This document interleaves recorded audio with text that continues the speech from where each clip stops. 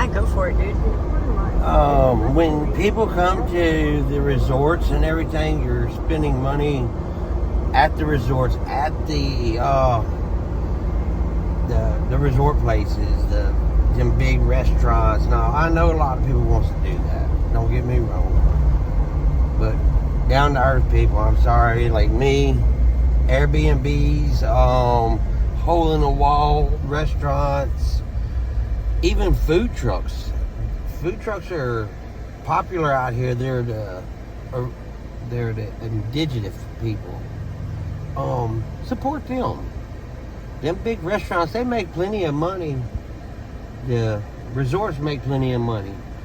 The Airbnbs are local people that own an extra house, maybe old family home that they've redone, that is worth you spending your little bit of money there instead of spending $7,000 there. That was a lot. It's just, think about it. Think about what you're doing. You want to support this place. Yes, you do want to support that over there too, but like I said, they already make buku money. The indigenous need it. They need it way more. Yeah, they do. What do you think, Stephen? Hearing from people on the island, would you say it was a 50-50 on wanting tourists back and not wanting tourists back, or 30-70? Like, what do you feel like the underlying feel was? That's a hard question. I see they do need the tourism, because like we've said it before, their food would run out in 3 days, 2 days. Only reason they get the food they have now is because of the ships. And without the tourists, the ships are going to stop to an extent. But I kind of understand what you're saying, but I mean, I think food cost in general, I see what you're saying. Basically, food cost that's being shipped in is going to go up a whole lot because they won't be buying in bulk anymore. Yeah. So if the tourists weren't here, they wouldn't be buying food at a discounted price to be shipped in and be paying full price because it would be a lesser amount. Yes. But without the tourism, the place could come back with their water. Maui could come back with their water systems. But first things first, got to find out where the dams are.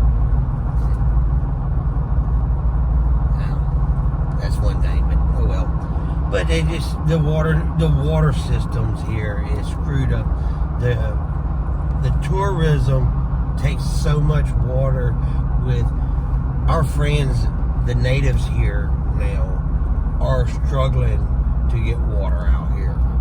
So it's just I don't know how to really say it. I think tourism is overrated. But they need it. Yeah. You know, Steve and I were just talking earlier about maybe possibly there's a way to like have a few months out of the year where, or I don't know, a week every month where there's no tourist. 1 week, so you know, give the island a break. Yeah, give the people here a break, you guys. Traveling the roads. Okay, so there's only 3,000 to 6,000 tourists a day right now on the island when there's usually 100,000 a day.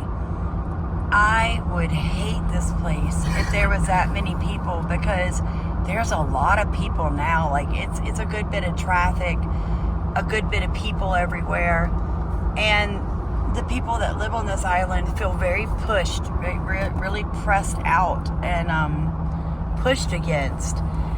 There's got to be a balance, and I think that's what they're missing. Like, this place needs to be shared, right? It's so spiritual, you guys. It's so spiritual.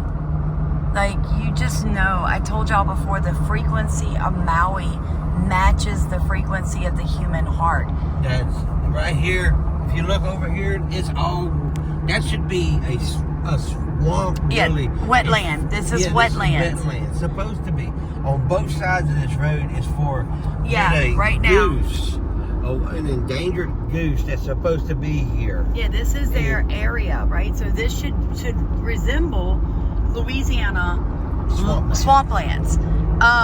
It's completely dry. Bone dry. Now there's little tiny sections of water. Watch, you see that little bit of water out there? What's that supposed to do? And it stinks. Okay, so Steve and I rolled the windows down when we first got here and told y'all we're swamp people, right? We're water people. He just said it. We're what you call river rats, okay? Everything we do in Louisiana revolves around our water. And we love it. We can smell water in a way that other people can smell things that's in your area. When we got on the island, we're breathing it in. We drive in these roads, we're stopping, we're gauging how much water is in those streams. We're noticing how much algae is on the rocks. We're noticing, is there algae? Because if there's no algae on water, on rocks in a stream, then there's been no water in a while. And we're noticing all of that in the changing of the ecosystem in a way that it shouldn't be changing. And this area we're driving in right now is the biggest indicator that water is being rerouted to the wrong areas. Now, I know they're in a drought. The whole world is in a drought, which means you do not take as much water for the tourists. I don't know how they can fix it. I have some ideas. I'm sure all of you do, and I'd love you to put it in the comments, because I'll be back to Maui to check in with all the people that we have fallen in love with. And I will go to more meetings. Excuse me. And I will stand before the mayor again. Hopefully one day, the governor. And my thing is this. You've got to give this island a break. You have to give the natives a break. So whether it's 1 month every 2 months tourism, 1 month no tourism, or 1 week out of the whole month, no tourism, something has to be done where the people on this island can, one, enjoy their own island, but you give the water a break. They've got to, until they can put desalination tanks and that science in place. Till that happens, Maui needs a break, you guys, because it's showing.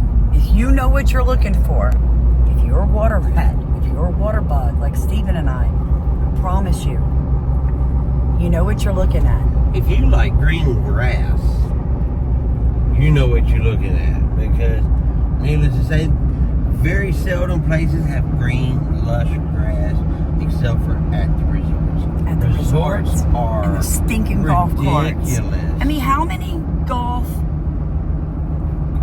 courses do you need on one island? It's ridiculous. It truly is, you guys. It's insulting. And the state's getting watered all the time. All the time. You would think it's going to drown the grass. And we have friends that can't even get water for their fruit trees, and they're indigenous. Guys, we almost didn't make this trip. It's our last day. We're waiting to get on the flight, and we almost did not come here. And look at this. Okay, so we've seen such beautiful things while we've been here, and it's been hard for us to say what our favorite is. But Steven, this might end up being Sam's favorite. I'm going to say it wrong because I'm learning it, but I think they pronounce this Iowa Valley. Somebody's going to be laughing right now hearing me try to do this. Don't laugh at me, you guys. I'm learning, but I haven't gotten there yet. This is so beautiful, y'all. So this is the mountain. We're going into the valleys. On the other side of this, if you just kept going straight, went up and down this mountain and up and down the next mountain, you would be in Lahaina. All right, so they're on the coastal side of the mountains that we are currently in.